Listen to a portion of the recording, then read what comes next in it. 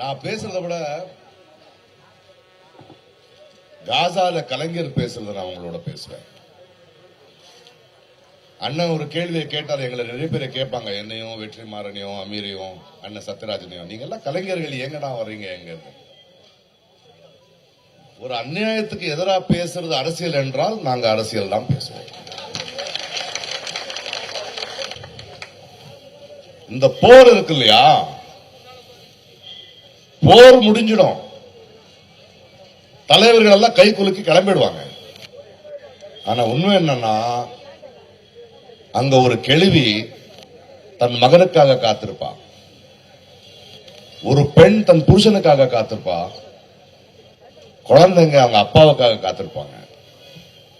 இந்த நாடை இந்த மண்ணை வித்தது யாருன்னு எங்களுக்கு தெரியாது, ஆனா அதோட விலை கொடுத்தது யாருன்னு எங்களுக்கு தெரியும். நாங்க மௌனமா இருந்தா இதுதான் நடக்கும்.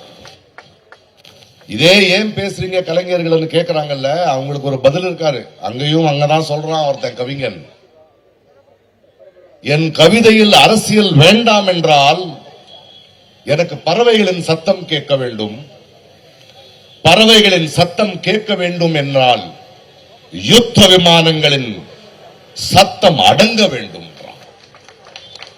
மழை வருது, கடைசியா ஒரு வார்த்தை சொல்லிட்டு பேசுறேன் நான். நம்ம எல்லாரும் சேர்ந்து இந்த உலகத்துக்கு சொல்ல வேண்டியது என்னன்னா, நம்மளுடைய தனிப்பட்ட உடம்புக்கு ஒரு காயமானா நம்ம மௌனமா இருந்தாலும் அது குணமாயிடும். ஆனா ஒரு நாடுக்கு, ஒரு மனித நேயத்துக்கு ஒரு காயமானா நான் சும்மா இருந்தா மௌனமா இருந்தா அதிகமாகும்.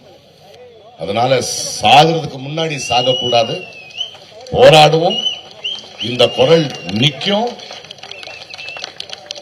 இதுக்கு இந்த காசால என்ன நடக்குது, இஸ்ரேல் மட்டும் காரணம் இல்ல, அதுக்கு துணையா இருக்கிற அமெரிக்காவும் காரணம், அதுக்கு மௌனமா இருக்கிற மோடியும் காரணம்,